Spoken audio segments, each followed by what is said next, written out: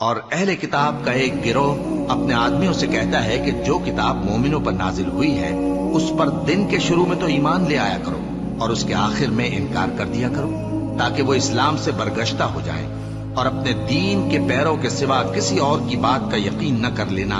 اے پیغمبر کہہ دو کہ ہدایت تو اللہ ہی کی ہدایت ہے۔ وہ یہ بھی کہتے ہیں یہ بھی نہ ماننا کہ جو چیز تم کو ملی ہے ویسی کسی اور کو بھی مل سکتی ہے، ورنہ وہ تم پر تمہارے رب کے روبرو حجت قائم کر دیں گے۔ اے پیغمبر کہہ دو کہ بزرگی اللہ ہی کے ہاتھ میں ہے، وہ جسے چاہتا ہے دیتا ہے، اور اللہ کشائش والا ہے، علم والا ہے۔